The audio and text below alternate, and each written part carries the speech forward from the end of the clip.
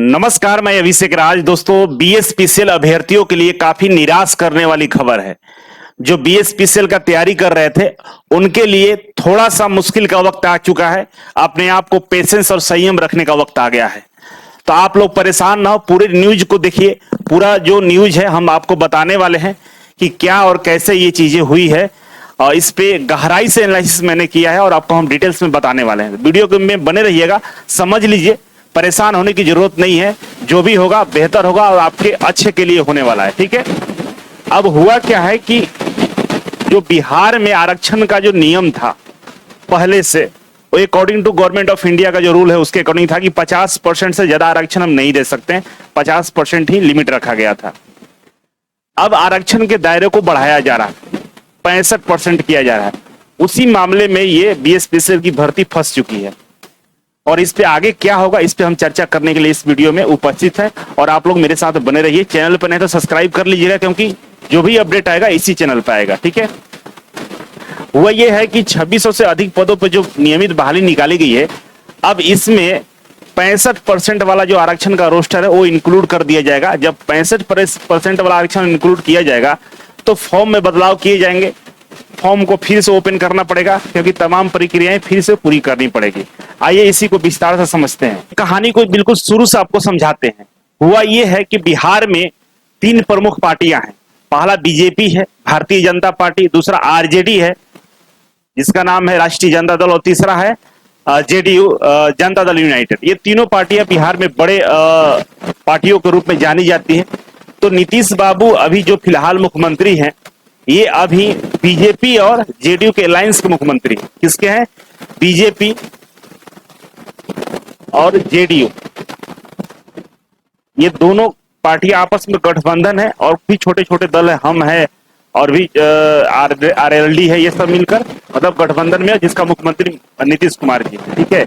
लेकिन जब ये चुनाव हुआ था, याद करिएगा 2020 के आसपास, जब 20 में चुनाव हुआ था, उसके बाद नीतीश बाबू इसी के साथ में थे। लेकिन बाद में बीच में ये आरजेडी, राष्ट्रीय जनता दल के साथ ये गठबंधन करके क्या किए थे, फिर से सरकार बनाए थे। ठीक है ना। अब जब ये राष्ट्रीय जनता दल के साथ सरकार बनाए थे, तो उस समय ये दोनों पार्टियां, तेजस्वी यादव जिसके उप मुख्यमंत्री हुआ करते थे, तेजस्वी यादव और नीतीश कुमार जी ने, दोनों लोगों ने मिलकर ये तय किया कि बिहार में हम अब जातिगत जनगणना कराएंगे कि बिहार में कितनी कौन जातियां हैं। और इसको लेकर प्रधानमंत्री से भी मिलने गए थे। कौन? नीतीश बाबू और तेजस्वी यादव, दोनों लोग चले गए थे प्रधानमंत्री माननीय नरेंद्र मोदी जी से मिलने। और वहां से जो बीजेपी गवर्नमेंट है सेंटर में, उन्होंने मना कर दिया स्पष्ट तौर पर कि हम जातिगत जनगणना हम नहीं कराएंगे। तो दोनों लोग काफी निराश होकर वापस आए और इन्होंने खुद से जातिगत जनगणना करने का निर्णय लिया कि राज्य सरकार अपने पैसे से पूरे बिहार में जनगणना कराएगी। जबकि जो संविधान में लिखा हुआ है कि जनगणना कराने का जो अधिकार है वो केवल सेंट्रल गवर्नमेंट का है। इसीलिए नीतीश बाबू और तेजस्वी यादव गए थे मोदी जी के पास में कि भाई जातिगत जनगणना करा दीजिए, लेकिन उन्होंने मना कर दिया। और according to rule, state government, कोई भी स्टेट गवर्नमेंट अपना खुद से जनगणना नहीं करा सकती। लेकिन नीतीश बाबू ने डिसीजन लिया कि हम कराएंगे। और जब कराना शुरू किए, तब हाई कोर्ट ने, पटना हाई कोर्ट ने इसे स्थगित कर दिया, स्टे लगा दिया कि नहीं, आप ऐसा नहीं कर सकते। जबकि जनगणना अंतिम चरण में था। तो इन्होंने बोला कि हम जनगणना नहीं करा रहे हैं, क्योंकि जनगणना जब कराएंगे तो उसका जो जितना भी डेटा होगा वो बाहर पब्लिक करना पड़ेगा, ये करना पड़ेगा। ये सब नहीं कर रहे हैं, हम सर्वे कर रहे हैं कि बिहार में कौन सी कितनी संख्या में जातियां निवास करती है, कितने लोग हैं उनके, हम सर्वे करा रहे हैं। तो जनगणना शब्द हटा, सर्वे आया, तो पटना हाई कोर्ट ने अलाउ किया, ठीक है सर्वे करा लीजिए। सर्वे जब कराए तो इन्होंने पाया कि बिहार में जो पिछड़ी जातियां हैं, ओबीसी हैं, एससी एसटी, इन लोगों की संख्या काफी ज्यादा है ना।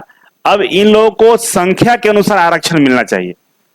जो पहले आरक्षण का कोटा 50% हुआ करता था, अब ये बोले कि नहीं, संख्या के अनुसार हम आरक्षण देंगे और आरक्षण का जो परसेंटेज है उसको हम 65% करेंगे। ठीक है ना। बिहार में जो आरक्षण अब दिया जाएगा वो 100 में से 65 सीटें आरक्षित रहेगी। मात्र 35 सीटें ही जनरल कैटेगरी के लिए अवेलेबल रहेगा। 65% हम आरक्षण को करेंगे, जबकि संविधान बोलता है कि 50% से ज्यादा आरक्षण नहीं होना चाहिए। राज्य सरकार अपना आरक्षण बढ़ा सकती है। ठीक है, अब जैसे ये अनाउंसमेंट किए, मतलब सर्वे तो करा लिए, अब अनाउंसमेंट किए कि भाई हम क्या करेंगे, 65% आरक्षण देंगे। तब तक हुआ क्या कि नीतीश सरकार और बीजेपी और आरजेडी आपस में विद्रोह कर दी, और इसी दौरान नीतीश बाबू तेजस्वी का साथ छोड़ के किसके साथ चले गए, बीजेपी के साथ में चले गए, और बीजेपी के साथ चले गए। लोकसभा चुनाव भी हुआ, तब तक ये बोले कि जो बिहार में टीचर भर्ती हो रहा है, पुलिस भर्ती है, सब में हमारा 65% आरक्षण लागू रहेगा। इन्होंने पब्लिकली अनाउंसमेंट कर दिया, क्योंकि तेजस्वी यादव विपक्ष के नेता थे, इन्होंने पूछ दिया था कि भाई 65% आरक्षण का क्या हुआ, आप तो बोले थे बीजेपी के साथ मिल गए तो भूल गए। तो इन्होंने बोला कि नहीं नहीं, हमने नहीं भूला है, हम लागू कर रहे हैं। तब किसी ने पटना हाई कोर्ट में जाकर अपील कर दिया। अपील करने पर क्या हुआ कि पटना हाई कोर्ट ने स्टे दे दिया कि भाई 65% आरक्षण असंवैधानिक है, आप इसे लागू नहीं कर सकते। पटना हाई कोर्ट ने क्या बोला कि 65% आरक्षण लागू आप नहीं कर सकते हैं। ठीक है, ये बात इनको बोला गया। अब बिहार सरकार पटना हाई कोर्ट में हार गई। पटना हाई कोर्ट सिरे से खारिज कर दिया, मतलब एक से दो सुनवाई में इसे बैन कर दिया कि भाई आरक्षण 65% नहीं कर सकते हैं, जो संविधान के अनुकूल नहीं है। अब क्या है कि चुनावी मुद्दा ना बने, क्योंकि ये बहुत बड़ा तैयारी किया गया था, सर्वे कराया गया था, बहुत सारी चीजें हुई थी, तब जाकर आरक्षण की बातें छिड़ी गई थी। और बार बार जो विपक्ष वाले नेता है, विपक्ष वाले बार बार पिन कर रहे कि आप तो बीजेपी के साथ मिलकर आरक्षण ही भूल गए, और बीजेपी तो आरक्षण खत्म करना चाहती है, ऐसा ऐसा एलिगेशन लगाया गया। अब नीतीश बाबू के साथ संकट यह है कि अगर ये 65% आरक्षण नहीं लाते हैं तो चुनाव में काफी प्रभावित होगा वोट इनका, क्योंकि बार बार ये बताया जा रहा है कि आरक्षण विरोधी है बीजेपी, और बीजेपी के साथ में अलायंस में, तो ये जी जान लगा रहे हैं कि भाई आरक्षण लागू होना चाहिए। जब पटना हाई कोर्ट ने मना कर दिया कि अब हम आरक्षण 65% नहीं लागू होने देंगे, तब नीतीश बाबू चले गए सुप्रीम कोर्ट। अब सुप्रीम कोर्ट में गए तो भाई सुप्रीम कोर्ट ये जो केस है इसको लिस्टेड कर लिया। क्या किया, लिस्टेड कर लिया, केस नंबर ये है, आप लोग देख लीजिएगा, नेट पर अवेलेबल है। क्या किया कि लिस्ट कर लिया कि ठीक है इस पे सुनवाई करेंगे। ठीक है ना, अब 2 जजों की बेंच इसको सुनवाई करेगी कब, 29 जुलाई को। ठीक है ना, 29 जुलाई को डेट दिया है कि आरक्षण जो बिहार में 65% देना है, क्या ये लागू होगा या नहीं होगा, इस पे सुनवाई के लिए 29 तारीख को डेट दिया गया है। और हमारे जो मुख्य न्यायाधीश है उनके ही बेंच में ये सुनवाई चलेगी, और 29 तारीख बिहार के लिए काफी इंपॉर्टेंट रहेगा कि क्या ये 65% आरक्षण लागू होता है या नहीं होता है। ठीक है, सारा निर्णय यहीं पे है। अब जब 29 तारीख का जो फैसला आएगा, अगर सुप्रीम कोर्ट इस पे सुनवाई के लिए तैयार होती है, तब तो कहानी में बहुत बड़ा परिवर्तन होगा। जितने भी बिहार में भर्तियां होंगी सब में व्यवधान उत्पन्न हो जाएगा, सबका डेट लंबा खींच जाएगा। अगर सुप्रीम कोर्ट सुनवाई के लिए तैयार हुआ तो, अगर सुप्रीम कोर्ट उसी दिन खारिज कर दिया, मान लीजिए दोनों का बातें सुना और उसको लगा कि नहीं इसको नहीं सुनना चाहिए, केस को पोस्टपोन कर देगा, खारिज कर देगा, तो फिर मान के चलिए कि जैसे भर्तियां चल रही थी उसी तरह से चलेगा, कोई समस्या नहीं आने वाला है। ठीक है, इतना कहानी समझ गए। अब आगे समझिए। अब सुनवाई जब होगा, सुप्रीम कोर्ट इसे एक्सेप्ट कर ली है, ऐसे तो कर ली ही है। अब पहला दिन जो 29 तारीख को जो इस पे जो न्यूज आएगा उसके अकॉर्डिंग तय होगा कि बीएसपीसी या तमाम जितने भी भर्तियां उसका भविष्य क्या रहेगा, क्योंकि बीपीएससी के थ्रू जो टीआर 3 शिक्षक भर्ती निकाली गई है उसमें में जो रिजल्ट है टीआर 3 का रिजल्ट आने वाला था, लेकिन उसको भी रोका गया है कि आरक्षण जो 65% लागू होगा उसी अकॉर्डिंग हम क्या करेंगे, रिजल्ट जारी करेंगे। तो बीएसपीसीएल में फिलहाल यही प्रॉब्लम आ चुका है, और एक लेटर भी जारी किया गया है सारे जितने भी जहां भी भर्ती प्रक्रिया चल रही है सबको कि भाई आप फाइनल मेरिट लिस्ट नहीं निकालेंगे, आप रोके रहेंगे, क्योंकि हम लोग 65% आरक्षण लागू करने वाले हैं। और उसके पीछे विपक्ष वाले बहुत तेजी से पड़े हुए हैं कि भाई आप तो बीजेपी के साथ गए और आरक्षण नहीं भूल गए। तो नीतीश बाबू के लिए काफी ये एक संयम का कह सकते हैं, और लड़ने के लिए, और उनके धर्म संकट जैसा स्थिति बन गया है कि क्या करें वो। तो जाना तो नहीं चाहते थे सुप्रीम कोर्ट, लेकिन उनको मजबूरी में जाना पड़ा, क्योंकि वोट बैंक खराब हो जाएगा, 25 में चुनाव है। और अगर सुप्रीम कोर्ट सुनवाई के लिए तैयार हुआ तो सारी भर्तियां 25 तक टल जाएंगी, क्योंकि 1-2 महीने की बात नहीं है सुनवाई, इस पर बहुत लंबा बहस चलेगा, इसके बाद ही इसको लागू किया जाएगा। ठीक है, अब ये चीजें न्यूज का भी एक हिस्सा बन चुका है, देख सकते हैं।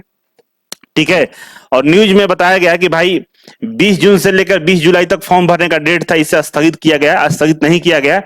फॉर्म तो भरा लिया गया था, लेकिन अगर आरक्षण का उधर वो होता है, क्या बोलते हैं, बिहार के पक्ष में फैसला आता है, बिहार सरकार के पक्ष में फैसला आता है, तो क्या होगा, फिर से फॉर्म भरा जाएगा। लेकिन जो पुराने लोग हैं जिन्होंने फॉर्म भर रखा है, उनको कुछ भी करने की आवश्यकता नहीं है, उनका जैसा है वैसे ही रहेगा। नए लोग जो फॉर्म भरेंगे उनको थोड़ा बहुत एक आध दो कॉलम एक्स्ट्रा भरने का विकल्प दिया जाएगा, या पुराने जो लोग हैं उनको कुछ करेक्शन के लिए या एडिट करने के लिए ऑप्शन दिया जाएगा कि भाई अपना आरक्षण वाला चीज एडिट कर लीजिए, ऐसा कुछ किया जाएगा। क्योंकि जिनका पैसा 1500 लग चुका है उनको दोबारा पैसा देने की आवश्यकता नहीं होगी, ठीक है। अब सवाल ये होता है कि भाई ठीक है ये तो हो जाएंगे, लेकिन जो तैयारी कर रहे हैं उनका क्या होगा, जो तैयारी कर रहे हैं उनका क्या होगा भाई। तो जो तैयारी कर रहे हैं उनके लिए मैं बता दूं कि घबराने की जरूरत नहीं है। अगर समय आगे बढ़ेगा तो आपके लिए एक बेनिफिशियल है कि आप अपनी तैयारी को और मजबूती देंगे, ठीक है। क्योंकि जैसे इसका डेट आगे बढ़ा तो समझ लीजिए एनटीपीसी की भर्ती आ चुकी है रेलवे में, रेलवे एएलपी की भर्ती आ गई है, रेलवे टेक्नीशियन की भर्ती आई है, और तमाम भर्तियां बिहार में आ चुकी है, ठीक है। उसी के बीच ये भी भर्ती है। तो जो बच्चे जिसको जिधर च्वाइस होगा उधर चला जाएगा, और बीएसपीसीएल में वैसे ही बच्चे बचेंगे जिनको बीएसपीसीएल में ही केवल जाना है। और बहुत सारे धुरंधर हैं जो इसका तैयारी कर रहे हैं, हो सकता है उनको कहीं कहीं नौकरी मिल जाए तो लोग इसे छोड़ेंगे। तो छोड़ेंगे तो ये आपके लिए काफी बेनिफिट्स वाला चीज होगा कि आपको और ज्यादा मौका मिलेगा, और ज्यादा लोग कम हो जाएंगे। हाँ, ज्यादा मात्रा में लोग कहीं ना कहीं नौकरी ले लेंगे, जो तेज तरार होंगे चले जाएंगे। तो जो बचेगा उसी में कंपटीशन रहेगा, तो आपके लिए काफी आसान रहेगा, ठीक है ना। तो जैसे जैसे समय बीतेगा आपके लिए समस्याएं कम होंगी, और नौकरी का विकल्प जो है ना आश्वस्त हो जाएंगे कि नौकरी आपका इसमें होने वाला है। इसीलिए जो चालाक छात्र होगा, जो पढ़ने में सही होगा, जो बिल्कुल डेडिकेटेड होगा, तो उसको वो रोने धोने की कोई जरूरत नहीं है। बहुत सारे बच्चे दुखी हो गए हैं, रो रहे हैं, तो ऐसा करने का कोई जरूरत नहीं है। अब आपको यहां से पढ़ना होगा, ठीक है। तो जो बच्चे हमारे यहाँ पढ़ना चाहते हैं तो बीएसपीसीएल का कोर्स ऑनलाइन और ऑफलाइन दोनों अवेलेबल है। आप इजी वे ग्लोबल डाउनलोड कर लीजिएगा, 50% डिस्काउंट चल रहा है, ठीक है ना। 50% डिस्काउंट चल रहा है। आपको करना क्या है कि बिजली विभाग वाले सेक्शन में जाना है, इस पे क्लिक करिएगा तो बहुत सारे course, study material, practice set आपको दिखाई देगा, ठीक है। और हम लोग फुल लेंथ टेस्ट भी आपको दे रहे हैं, ठीक है। फुल लेंथ टेस्ट आपका मिल रहा है, जिसमें टेक्निकल वीडियो का लेक्चर देंगे, कंप्यूटर वाले वीडियो का सॉल्यूशन देंगे, और फुल मॉक टेस्ट लगाइएगा। इसमें 30 मॉक टेस्ट है, ठीक है ना। 30 मॉक टेस्ट है, और 30 मॉक टेस्ट का प्रैक्टिस करेंगे तो मुझे लगता है कि तैयारी आपकी 100% हो जाएगी, ठीक है। इसके अलावा अगर आपको लगता है कि भाई कोई सब्जेक्ट कमजोर है, जैसे मान लीजिए कि आपका कंप्यूटर का प्रैक्टिस सेट चाहिए तो 99 रुपए में कंप्यूटर का प्रैक्टिस सेट मिल रहा है आपको। आपको हिंदी का प्रैक्टिस सेट चाहिए तो 75 रुपए में मिल रहा है।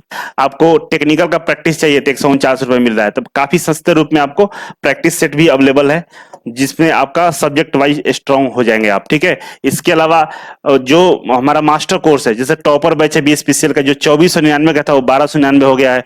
जो टेक्निकल का था 1299 वो 599 हो गया है, और जो कंप्यूटर था 599 वो 299 हो गया। तो आप ये सब चीजें ट्राई कर सकते हैं और तैयारी को बेहतर अंजाम तक पहुंचा सकते हैं। इस पे और भी वीडियो बनाएंगे। बहुत सारे बच्चे बहुत सारा रोने वाले इमोजी भेज रहे हैं, लेकिन लॉजिकली आपको ये चीज नहीं होना चाहिए। आप लोग तैयारी में लगे रहिए, कोई गलत नहीं हुआ, ठीक है ना। आपको समय मिलेगा और बेहतर होगा, और नौकरी के चांस और बढ़ेंगे, ठीक है। बाकी कमेंट बॉक्स में कमेंट करके जरूर बताइएगा कि आरक्षण क्या सही या गलत है, क्या इसमें लागू होना चाहिए, क्या आप इसके पक्ष में या नहीं है। आगे हम मिलते हैं अगले वीडियो में, तब तक के लिए नमस्कार।